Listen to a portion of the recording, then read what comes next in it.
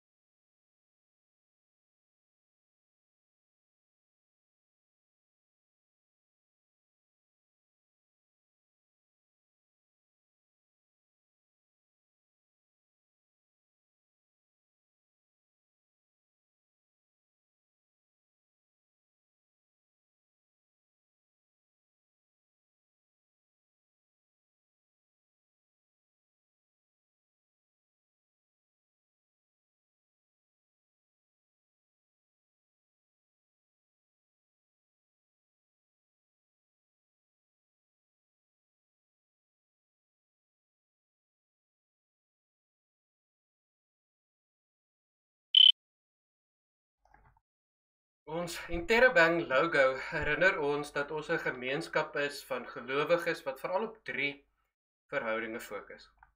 Die vertikale streep van die uitroepteken herinner ons om te fokus op ons verhouding met God. God te ervaar, om God te leer ken, om God te volg, om my lewe te leef soos Jesus my lewe sou geleef het. Die vetmaag van die vraagteken herinner ons aan 'n ronde tafel. Herinner ons om vir mekaar lief te hê. Jesus het vir ons net een opdrag gegee, net een gebod. Wat aangrypend is, want in die Ou Testament is daar 613 gebooie. In die Nuwe Testament net een. En daardie een gebod is: julle moet mekaar lief hê soos ek julle liefhet. So die vetmaag herinner ons om mekaar lief te hê soos wat Jesus ons liefhet. En die punt herinner ons dat ons hier is vir die wêreld, dat ons hier is om God se liefde in die wêreld uit te leef, want God het die wêreld lief. Ons is nie hier vir onsself nie. William Temple het gesê dat die kerk is die enigste organisasie in die wêreld wat bestaan vir die mense wat nie daarvan lede is nie. Wat bestaan ter wille van die mense wat nie in die kerk is nie. En dis wie ons is. En daarom is ons vertrekpunt dat ons glo dat daar net een God is. Dat ons glo dat hierdie God bestaan uit 3 persone, die Vader, die Seun en die Heilige Gees. En dat ons geroep word om beeld van hierdie God te wees, wat in sy wese verhoudings is. Ons glo dat God die Vader in ons woon en ons versorg. Ons sodat die Seun in ons woon en ons versoen, hy herstel verhoudinge. Ons glo dat die Heilige Gees in ons woon en ons vernuwe. En as ons beeld van God in hierdie wêreld gaan wees, as ons wil hê mense moet God raak sien, dan gaan ek fokus op verhoudinge met ander, gaan fokus op versorging van ander, gaan fokus op versoening tussen mense wat van mekaar verskil, waar daar spanning is, en ek gaan fokus op vernuwing, om nie te lewe, nie te dink en mense te help, om nie na die wêreld te kyk. Ons glo dat die Bybel God se skrif is, die manier waarop ons God sien, waarop ons God leer ken, en uit hierdie Bybel leer ons dat Jesus aan die kruis reeds vir ons sondes betaal het. Dit geld reeds van ons. En nie net het Jesus vir ons sondes betaal nie, maar die dood, die duiwel en die sonde reeds oorwin. En daarom kan ek weet dat my sondes reeds vergewe is. Dit is nie iets wat nog moet gebeur nie, maar wat reeds gebeur het. En nie net het Jesus dood gegaan en vir ons sondes betaal nie, maar hy het weer opgestaan uit die dood, en na sy dood het hy anders gelyk, anders gewerk. En dit gee vir my hoop, dat ek kan weet, dat na my dood, gaan ek weer opstaan, wanneer Jesus die aarde finaal gaan nuut maak, en ek gaan 'n nuwe liggaam kry, ek gaan anders lyk, ek gaan anders werk, ek gaan anders wees. En dit gee vir my hoop. Dit gee vir my hoop, omdat ek weet dat ek reeds die ewige lewe het. En daarom is die fokus in my lewe om lief te hê. Verlede week het ons hierdie wonderlike gehoor, dat liefde is waar truth, beauty en goodness by mekaar uitkom. En dit is waarop ek fokus. Ek fokus op truth, beauty en goodness, omdat ek reeds gered is. Ek God se liefde in hierdie wêreld wil bring, wil wys. Want ek weet, eendag gaan die hele wêreld vol van God se liefde wees, eendag gaan God se koninkryk oor die hele wêreld wees, maar ek weet ook dat ek nou al iets daarvan kan belewe. Jesus is nou al in my, die Vader is nou al in my, die Gees is nou al in my. Ek kan nou al God met goddelike natuur lewe, so dit gehoor in Petrus. Ek kan dit nou al belewe wanneer ons so saam is as God se gesin, as God se familie en sy teenwoordigheid. En daarom is elke Sondag se samekoms 'n familieete. Dis 'n ete van broers en susters by ons Pa. Dis 'n ete waar ons belewe en onthou waar ons op pad is. Onthou die nuwe aarde waar ons met nuwe liggame saam met God gaan heers, saam met God gaan regeer. Ons onthou die verlede, ons onthou wat Jesus aan die kruis vir ons gedoen het, ons onthou dat ons sondes reeds vergewe is, ons onthou dat God ons gekies het, dat hy ons geroep het om vir hom te lewe, en dan gaan lewe ek in hierdie lewe om vir die mense te wys wie God is. Wanneer ons brood eet, wanneer ons wyn drink, dan onthou ons vorentoe, ons onthou terug en dan onthou ons vandag. Onthou dat ons hier is om vir mense die brood van die lewe Jesus te wys, te bring, te versorg. Ons onthou ook dat ons hier is om fees te bring, om oorvloed te bring, om vreugde te bring in die wyn en die sap. Kom ons dink aan wat Jesus vir ons gedoen het en waar ons op pad is, terwyl ons saam brood eet, wyn drink.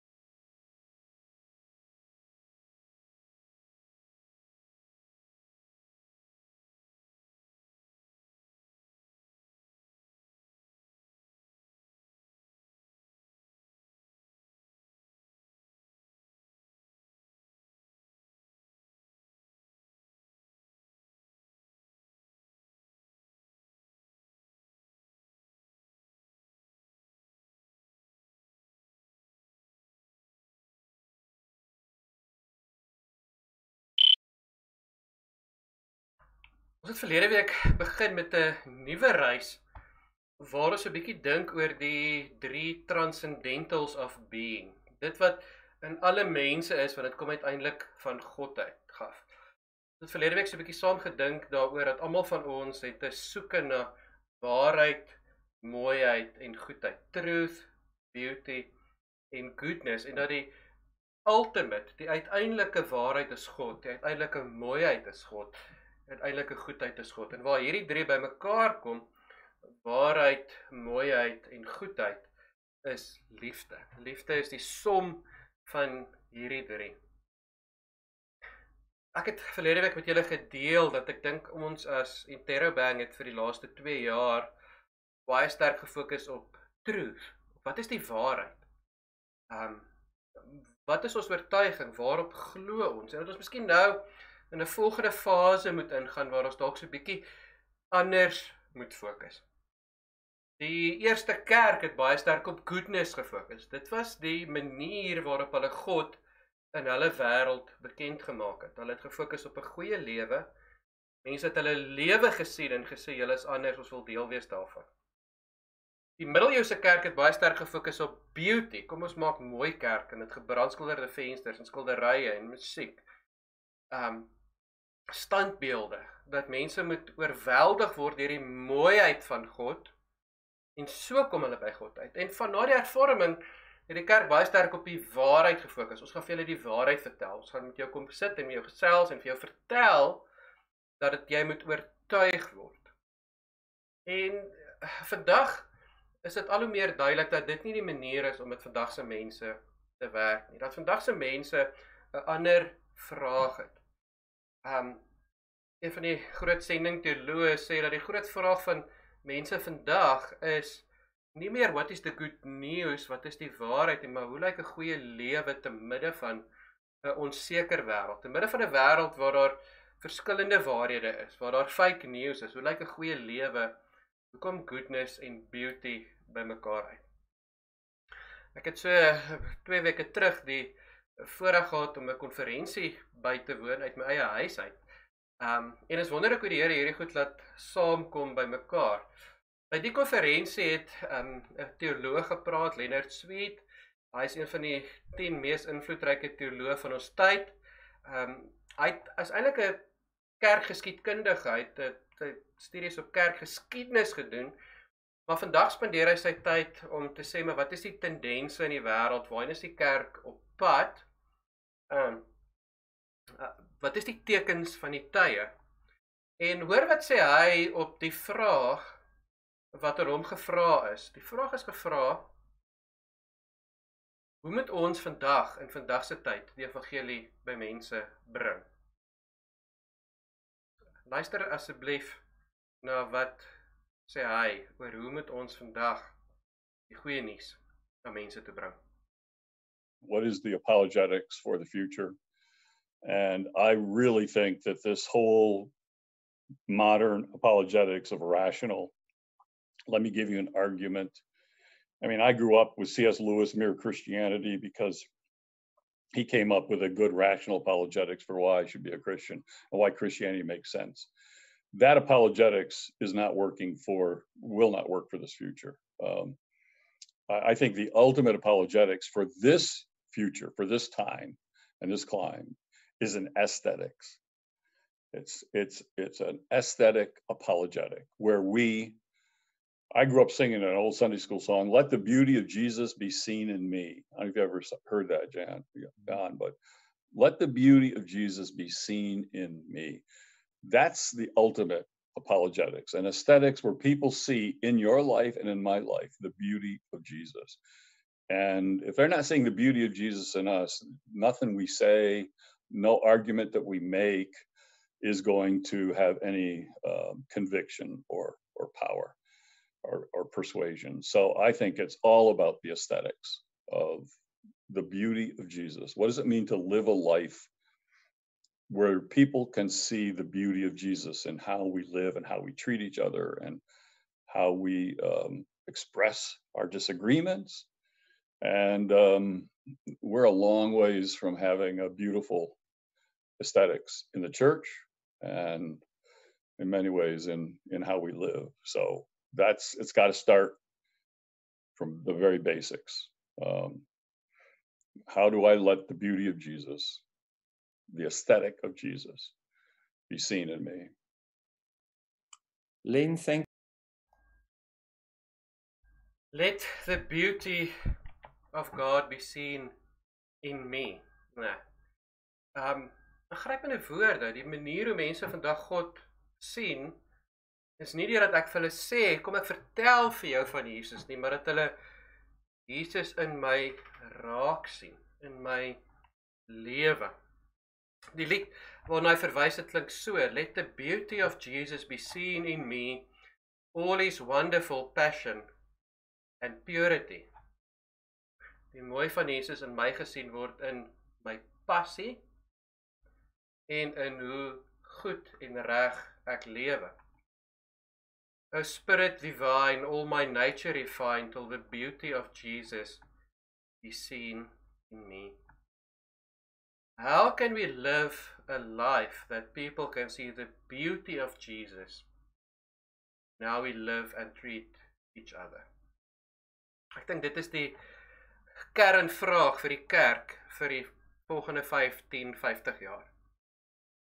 Hoe kan ons lewe dat mense die mooi, die beauty van Jesus kan sien in hoe ons met mekaar saamlewe en hoe ons ander behandel, hoe ons ander hanteer? Dit gaan eintlik oor hoe kan ek 'n goeie lewe lewe? Hoe kan ek goodness lewe wat ander dit kan raak sien? Dink 'n bietjie hoe baie keer hoor ons mense praat en dan sê hulle, "Sjoe, daai is een van die mooiste mense wat ek ken." En dan gaan dit nie oor die uiterlike nie, maar oor die manier waarop hulle lewe. Die mooi kom uit die goodness uit. Vir ons uit 'n gereformeerde tradisie is dit moeilik, want baie van ons het groot geword met 'n sê ding wat sê ek is tot niks goeds in staat nie. Ek kan nie goed doen nie. Wat baie hartseer is, want dis totaal onbybels. Die Bybel leer ons jy is nie goed nie. Jou wese is nie goed nie, want jy is vol sonde. Maar jy word geroep om goed te doen, om goed te lewe, om vol te word van God, sodat ek goeie dade doen, goeie werke doen, goed lewe, dat ander God kan sien. Lewe sodat ander jou lig kan sien en God daarvoor verheerlik. Hoor hy sê, Scott McKnight het, even though we are not good, God flips everything upside down and calls us to do good, be good, and be known for good works. Ons word geroep om goed te doen en goed te wees en bekend te wees vir goeie werke, nie bekend te wees vir goeie kennis nie. Goeie werke.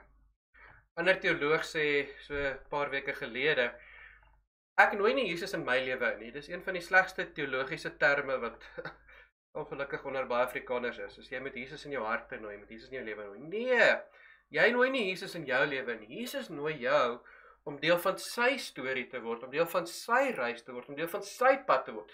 Jesus is besig om in hierdie wêreld te lewe, in hierdie wêreld goed te doen, en hy nooi my en jou en sê, kom saam op my reis van goeie werke, goeie dade.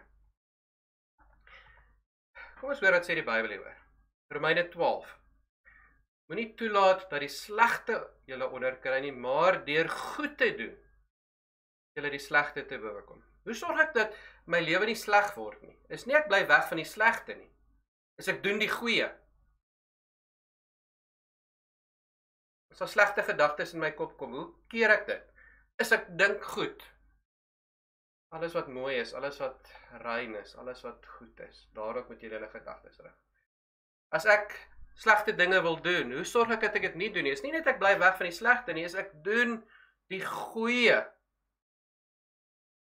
Galasiërs 6, dis nie moeg word om goed te doen nie. Moenie aan op 'n stadium kom en sê jy wat, ek doen goed, maar niemand erken dit nie, niemand sien dit raak nie, dit maak nie 'n verskil nie.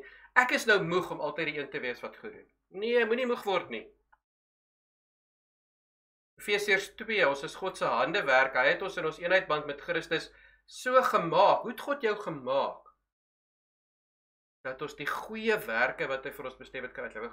God het gesê, ek gaan jou maak sodat jy kan goeie werke doen. sodat jy 'n goeie lewe kan lewe. Dis kom ek jou gemaak het.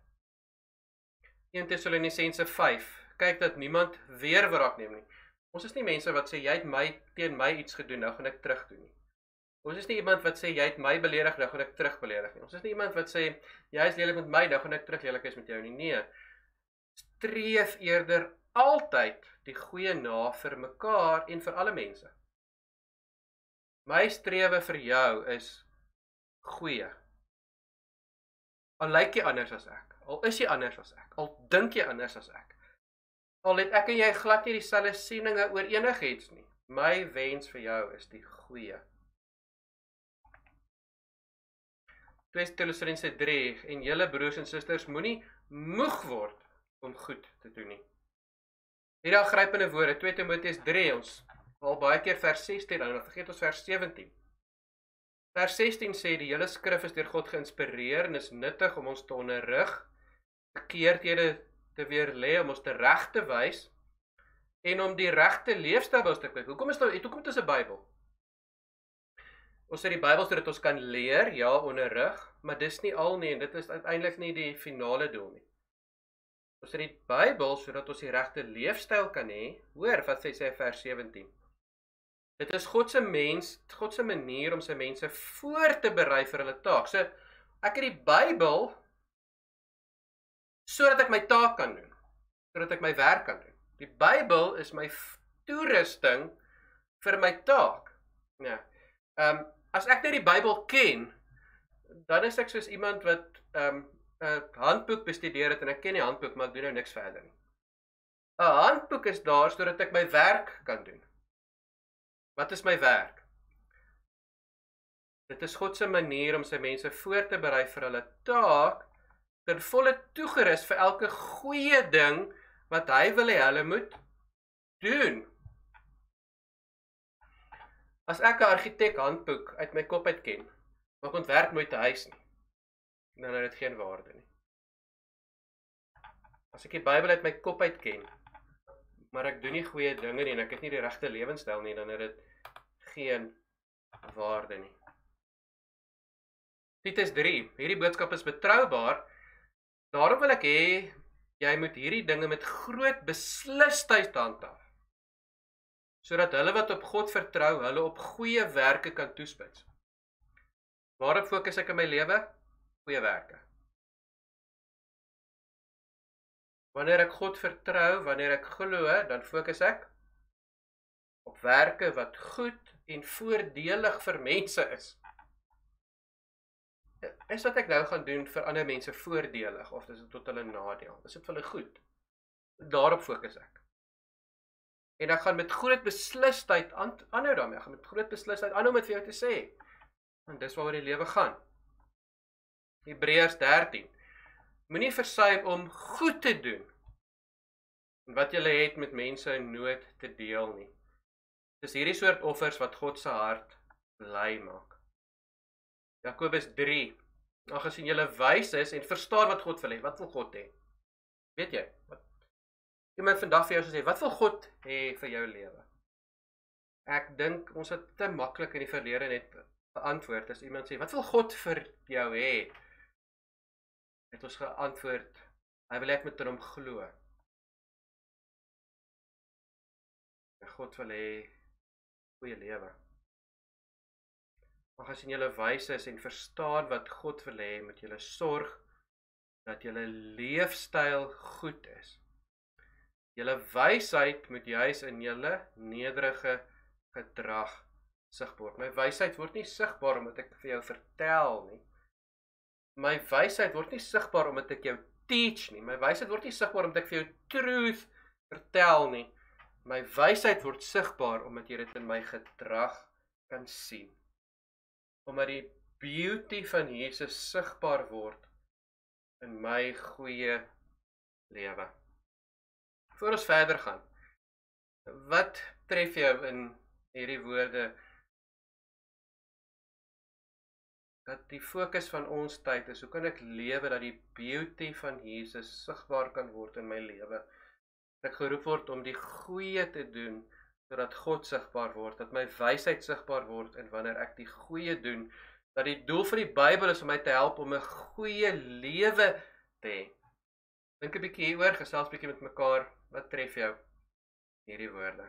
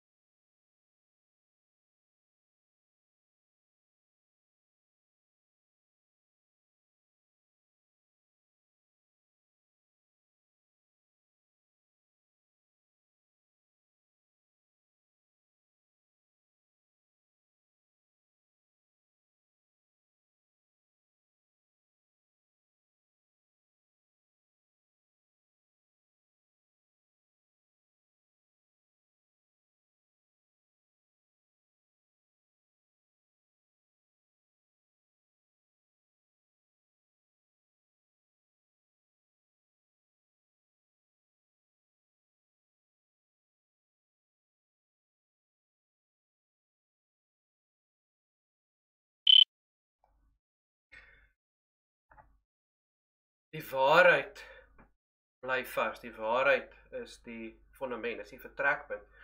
En ons gaan nie die waarheid neersit nie. Maar ons wil die waarheid volmaak met goedheid. Met hoe lyk 'n goeie lewe? Wat is goeie werke? En ons gaan so vir die volgende 3 weke so 'n bietjie hierop fokus. Wat is die 7 eienskappe van 'n goeie lewe? Ons gaan dit doen nie om gered te word nie. Ek doen nie goeie werke om gered te word nie. Ek doen goeie werke omdat ek gered is. Ek doen nie goeie werke sodat Jesus in my kan inkom nie. Ek doen goeie werke omdat Jesus in my is en ek wil hom laat uitkom. Ek wil hom laat sigbaar word. Omdat ek gered is, omdat Jesus reeds in my is, wil ek anders lewe sodat ander Jesus in my kan raak sien en raak hoor. Kom ons begin vandag met die eerste 2 eienskappe. En die eerste eienskap sien ons in Jesus se eerste preek, Jesus se eerste woorde in die sinagoge in Kapernaum. Jesus se eerste openbare woorde sê hy die volgende: Die Gees van die Here is op my, omdat hy my aangestel het om die goeie nuus vir die armes aan te kondig. Hy het my gestuur om aan te kondig dat gevangenes vrygelaat sal word, dat blindes sal sien, dat onderdruktes bevry sal word van hulle verdrukkers, en dat die tyd van die Here se goedheid gekom het. Jesus sê, Hoekom het ek aarde toe gekom? Is om God se goedheid te bring. Dit veral te bring vir die mense wat swaar kry. Die mense se lewe nie maklik is nie. En daarom is die eerste eienskap van 'n goeie lewe is dat ek met empatie lewe. The heart of Jesus' mission is the wounded, the neglected, the ignored, the abused, the lost, the violated. He sees them because he has the eyes of God. Is dit miskien ek en jy vandag? Is ek en jy vandag dalk die wat gewond is, geïgnoreer word, wat swaar kry, sleg behandel word, mishandel word, wat verlore is. Miskien is dit vir jou die belangrikste om vandag te hoor, is Jesus gekom vir mense soos ons. Jesus kyk na ons met God se oë. Dis waarvoor hy gekom het. Hy het sy lewe kom gee vir mense soos ons. Empatie beteken om te voel wat die ander persoon voel. En dis wat Jesus teenoor ons het. Daarom is die eerste eienskap van goedheid is om met Jesus se oë na mense en na die wêreld te kyk. Empatie is die manier om te voel wat jy voel. Om nie in 'n situasie toe te gaan en te sê, wat dink ek, wat voel ek, wat is vir my die beste nie, maar ek wil graag hoor, ek wil graag luister, ek wil graag ervaar wat jy ervaar, ek wil graag die wêreld sien deur jou oë. Dis wat Jesus kom doen het, vir my en vir jou, en dis wat hy ons roep, om in hierdie wêreld te lewe. Kan ek dit wat gebeur sien deur jou oë? Die teenoorgestelde daarvan is narcisme, en dit is alles gaan oor my. Ongelukkig sien ons baie daarvan in ons wêreld vandag. Mense wil die wêreld en die stories oor hulle maak. As ek sê Farmers Lives Matter, dan sê jy ja, maar Black Lives Matter. As ek sê Black Lives Matter, dan sê jy ja, Farmers Lives Matter. As ek sê dit gaan swaar met my besigheid, dan sê jy dis nog niks nie. Kom ek vertel wat gebeur in my wêreld. Elke gesprek, voor ek geluister het wat in jou lewe aangaan, voor ek probeer om die wêreld deur jou oë te sien, voor ek probeer sê, goed, ek is nie 'n boer nie, ek wil nie iets sê oor farmers nie, want ek is self nie 'n boer nie, so ek wil eers luister. Ek is nie swart nie, so ek gaan nie goed sê, voor ek nie eers die wêreld uit jou oë uitgesien het en geluister het. Ek is nie 'n vrou nie, ek is nie 'n man nie, ek is nie 'n ouer nie, ek is nie 'n kind nie. So voor ek vanuit my wêreld uit gaan benader en vanuit my wêreld uit jou gaan bombardeer, wil ek eers luister. So kundiges vertel ons dat narciste tipies 7 eienskappe. Die eerste is, hulle is skaamteloos, hulle gee nie om oor die behoeftes van ander nie. Ek gee nie regtig om dat jy swaar kry nie, ek gee nie regtig om dat daar mense is wat nie werk het en nie kos het nie, en wat in shacks bly nie, want die wêreld gaan oor my en hoe kan ek die lewe vir my die beste maak. My dag gaan nie oor ander mense nie. My dag gaan oor wat kan ek vir my en vir my mense doen. Ons en julle. Die tweede eienskap van 'n narcis is dat hulle het magiese denke. Hulle dink daar's nie fout met hulle nie. En as iemand vir hulle wys op iets wat verkeerd is, dan val hulle aan. Hulle is nie bereid om te luister nie. Ja, maar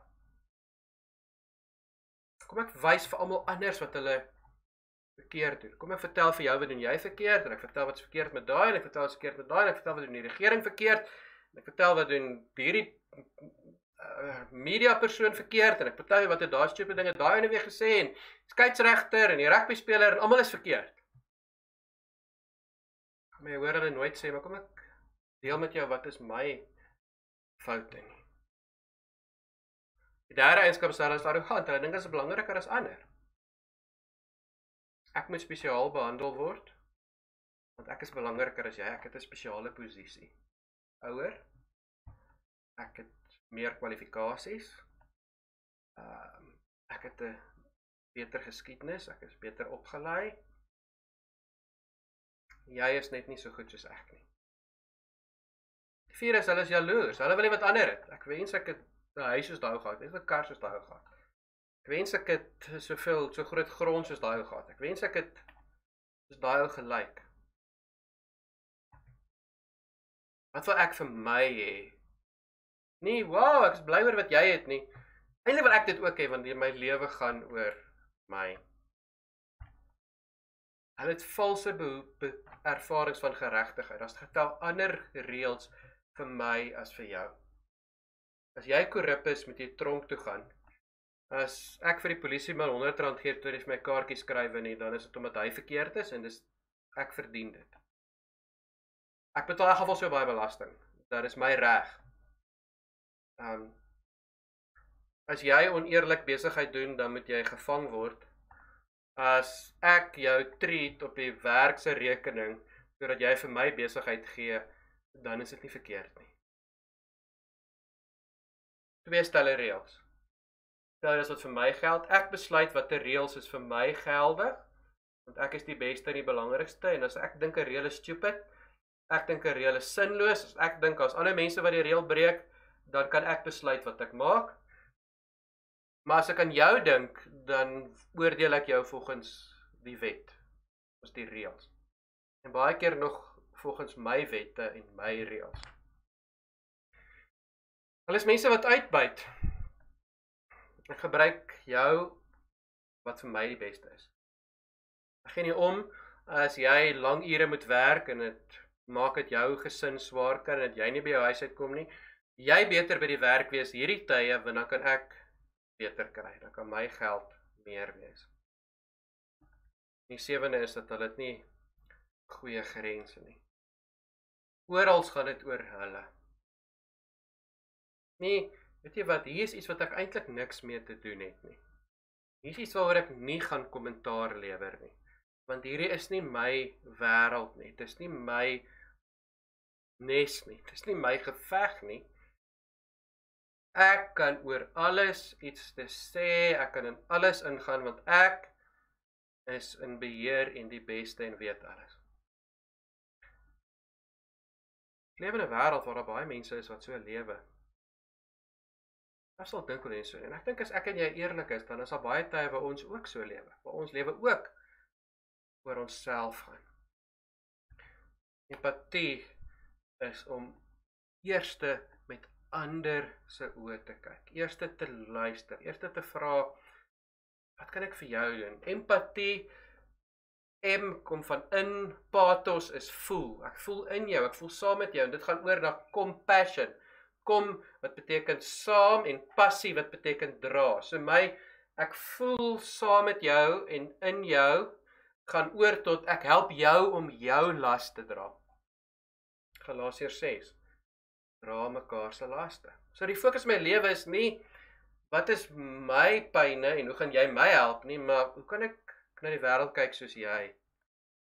So ek gaan jou nood raak sien en ek gaan probeer luister, ek gaan probeer verstaan, ek gaan nie probeer antwoorde gee, want ek weet nie, en ek gaan nie probeer my gesprek te verander en sê, maar ek wil nie oor jou probleme praat nie, ek wil vir jou vertel van my probleem. Ek voel jou emosie, ek wil die wêreld uit jou oë uit sien, en dan wil ek iets doen, ek wil saam dra, ek is nie net empatie nie, ek het compassion, want ek het lief soos Jesus my lief het. Die tweede eienskap van 'n goeie lewe, eerste eienskap van lewe is ek lewe met empatie, ek voel vir jou en saam met jou en ek help jou dra, eerder as die lewe gaan oor my. Tweede eienskap is dat my lewe is 'n lewe van genade, nie van vrees nie. In Johannes 4, volmaakte liefde het nie plek vir vrees nie, volmaakte liefde dryf die vrees uit. As ek by jou is, moet ek bang wees of nie? Ervaar ek genade by jou, dat ek by jou kan veilig wees? Of moet ek op my pasoppens wees? En weer eens, empatie begin by God, dis hoe hy met ons omgaan, en genade begin by God. Ek kan by God veilig wees, ek hoef nie bang te wees nie, want God is 'n God van genade. Dis hoekom 2 Timoteus 1 sê, dis God wat ons verlos en gekies het om 'n toegewyde lewe te leef. God het jou gekies sodat jy kan vir hom lewe. Hy het dit gedoen nie omdat ons dit verdien het nie, maar omdat dit sy plan was lank voor die begin van die wêreld, naamlik om sy genade aan ons te bewys deur Christus Jesus. Genade is 'n geskenk van God, sodat ek kan toegewy lewe. Omdat ek genade ontvang, omdat ek onverdiend genade by God kry, lewe ek met jou met genade. En genade het twee eienskappe, twee dele. Die eerste is mercy. Mercy is, ek gee nie vir jou wat jy verdien nie. God kom en hy sê, weet jy wat Willem, jy verdien om gestraf te word met die hel. Maar gaan nie vir jou gee wat jy verdien nie. En daarom, wanneer ek met jou saamlewe, dan gee ek nie vir jou wat jy verdien nie. 'n Christen se taal is nie, ja, dis sy verdiende loon. 'n Christen se taal is nie, weet jy wat? Nou gaan jy kry wat jy verdien. 'n Christen se taal is, weet jy wat? Ek gaan nie vir jou gee wat jy verdien nie.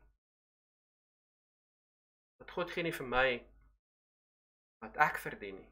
Mercy, maar daar's ook grace. Grace is God wat sê, Willem, weet jy wat? Jy verdien die hel, maar gaan dit nie vir jou gee nie. Jy verdien nie die hemel nie.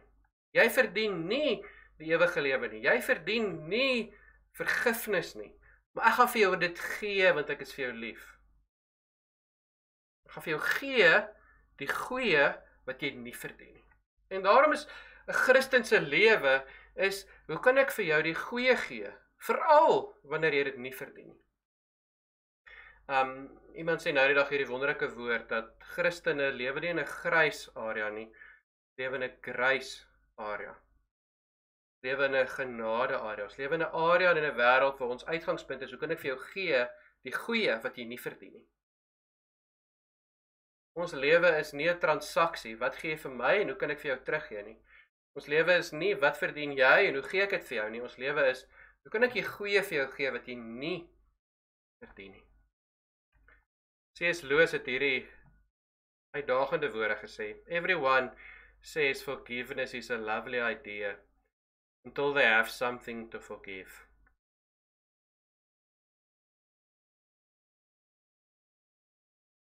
Is daar wat jy moet vergewe? Wie is daar wat teenoor jou oortree? Teenoor jou persoon, teenoor jou gesin, teenoor jou volk, teenoor jou taal, teenoor jou werk. Hoe kan jy vir hulle mercy gee? Nie gee wat hulle verdien. Hoe kan jy vir hulle grace gee? Hoe kan jy vir hulle die goeie gee wat hulle nie verdien nie? Nie 'n oog vir 'n oog nie. Nie 'n tand vir 'n tand nie. Hoe kan ek die mercy en die grace wat God vir my gee, so deel van my lewe maak, dat ek vir jou mercy en grace gee, sodat die beauty van Jesus deur my lewe sigbaar word. Want dis wat dit beteken om 'n goeie lewe te leef. Hoe kan ek so lewe dat jy nie bang is vir my nie? Want ek veroorsaak nie vrees in jou nie. Ek hou nie boek van die kwaad nie. Ek straf nie. Jy genade. Goeie lewe gaan omdat ek Jesus reeds in my het, omdat ek reeds gered is. 'n Goeie lewe gaan daaroor, hoe kan ek lewe dat mense Jesus in my kan raak sien, die mooi van Jesus. Kan ek die dowwe glas wat die wêreld rondom my bou oopbreek dat mense Jesus kan sien. Die eerste twee eienskappe van 'n goeie lewe is, ek lewe met empatie.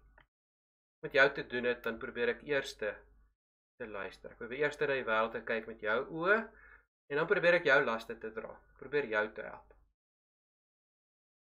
Ek is nie 'n narcis nie, ek lewe gaan nie oor my nie. Ek probeer nie my lewe so goed in bed, so goed as moontlik maak nie. Lewe met empatie. Invoel en compassion, saamdra. Ek lewe met genade. Ek lewe met genade omdat ek genade ontvang. En daarom hoef jy nie bang vir my te wees nie. As kerk wil ons hierdie goedheid lewe, en ons wil hê, jy moet dit ervaar, ons wil hê, jy moet voel, dat as jy deel van die Interrobang is, as jy nou samekomste toe kom, dan is daar empatie, tot na jou luister of vir jou kans gee om deel te wees. Nie narcisme gaan oor ons nie. En dis 'n plek van genade waar jy nie kry wat jy verdien nie en kry wat jy nie verdien nie. Nie 'n plek waarvoor jy hoef bang te wees, bang vir God, bang vir mense nie. Maar in jou lewe, hoe lewe jy dit? Iemand objektief na jou lewe kyk, sou hy sê, ja Willem, wat jou lewe gaan eintlik net oor jouself. Ek luister na wat jy sê, as ek kyk wat jy doen, as ek kyk wat jy post, dan gaan dit eintlik net oor jy, jou mense, jy veg eintlik net vir jouself. Of sal mense sê, weet jy wat Willem, wat ek by jou ervaar, jou lewe nie oor jouself gaan nie, dat jy wil luister, jy omgee, dat jy wil help. Ek sien Jesus in jou. Willem, ek is eintlik bang om by jou te wees, want ek is bang jy gaan my aanvat, ek is bang jy gaan my aanval, ek is bang jy gaan veg. Ek is bang jy gaan my straf. Jy weet Willem, dit is my wonderlik om by jou te wees, want ek kry by jou genade wat ek nêrens anders kry nie. Dis bonatuurlik, dis onmenslik. Die manier waarop jy met mense omgaan en nie vir hulle sê wat hulle verdien nie, nie vir hulle gee wat hulle verdien nie. Nie met hulle maak soos wat hulle verdien nie. Hoe jy vir hulle die goedheid gee wat hulle nie verdien nie, hoe jy die goeie met hulle praat wat hulle nie verdien nie. Ek sien Jesus in jou.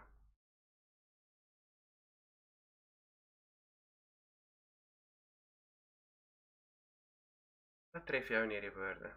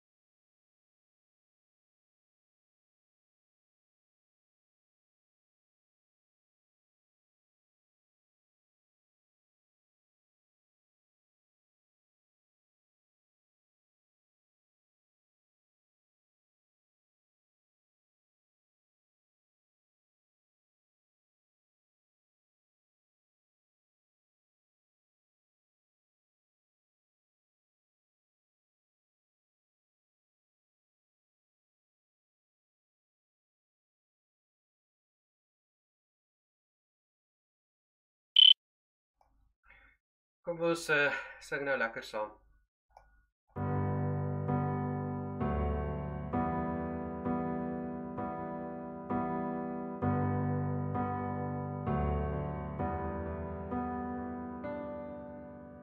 Grander earth has quaked before,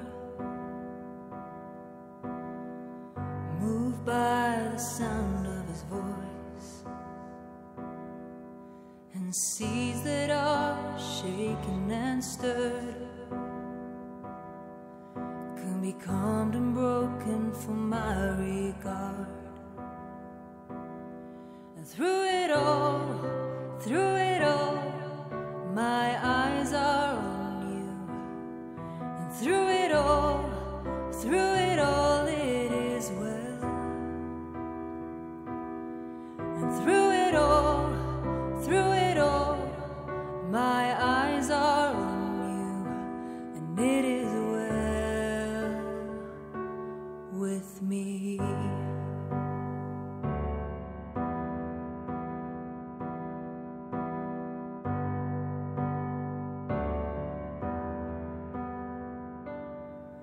Far be it from me to not believe,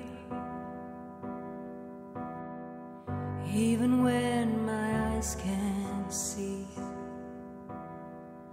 And this mountain that's in front of me will be thrown into the midst of the sea. And through it all,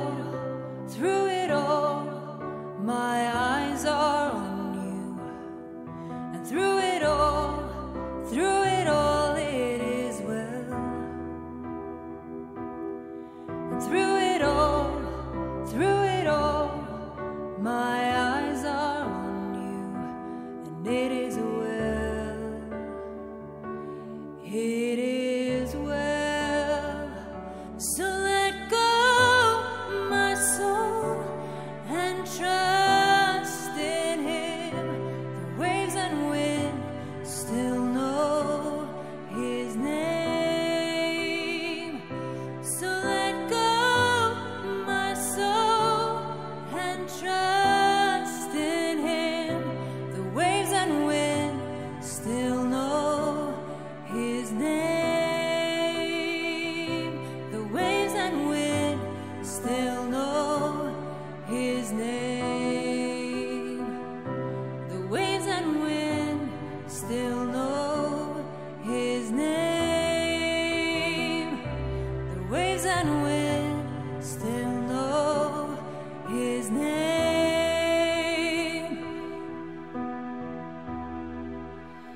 It is well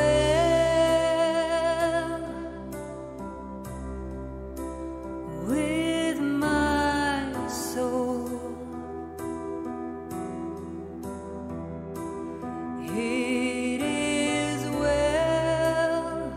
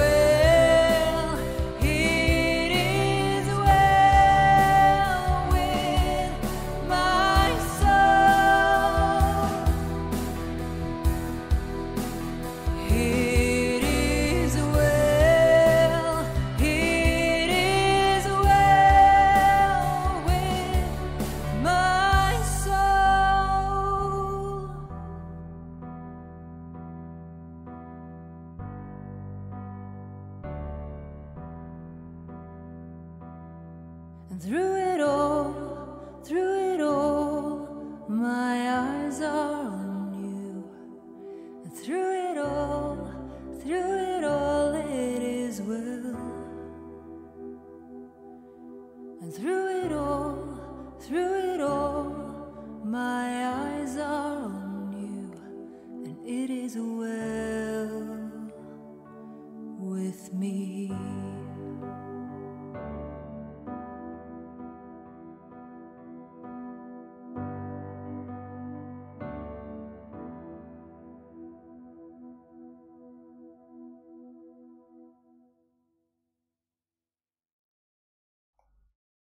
Kom ons sit so dan met ons saam.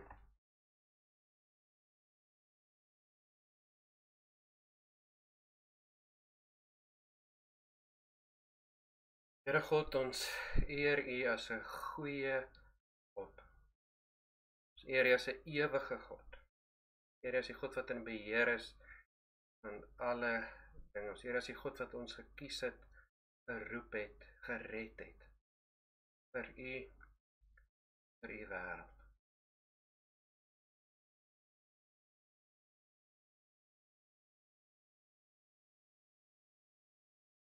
Dankie Here dat U in my woon. Dankie dat ek reeds vergewe is. Dankie dat ek reeds ewige lewe het. Dankie dat my lewe nie meer gaan oor hierdie wêreld nou in mense terme nie, maar oor U koninkryk in hierdie wêreld.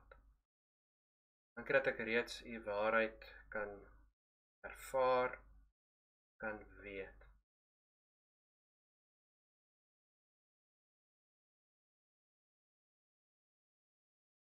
Ek bid vir soveel gelowiges wat U ken, maar U nie leef nie. Bid vir soveel gelowiges wat net vir hulle self lewe, wat soos die wêreld lewe. Bid dat U hulle sal volmaak, dat hulle 'n goeie lewe sal leef, dat ander U in hulle kan raak sien.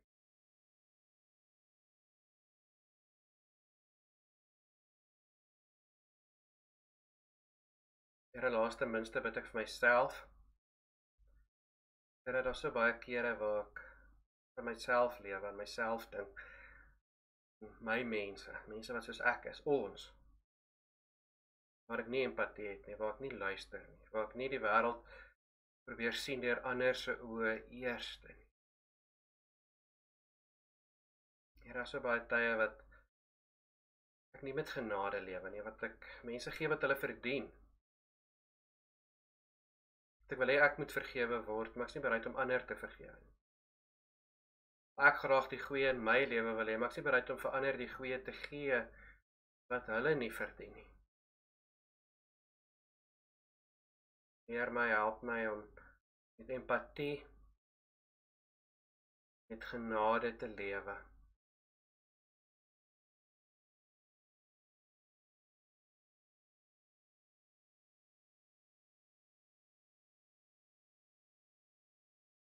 Dankie Here God, Vader, Seun, Heilige Gees, dat ons kan lewe op so 'n manier dat ander een ons kan raak sien.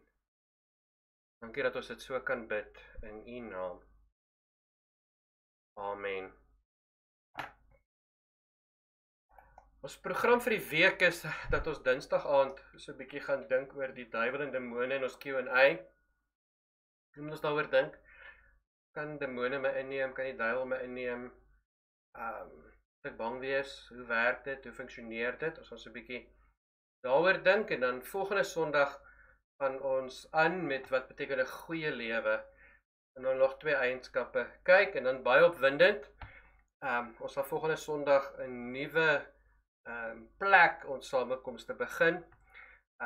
The Glen Venue in die ooste van Pretoria naby Mainland. Dis 'n spasie wat ons 2 jaar terug eintlik baie graag wou ingegaan het. Maar daar was 'n ander kerk in gewees.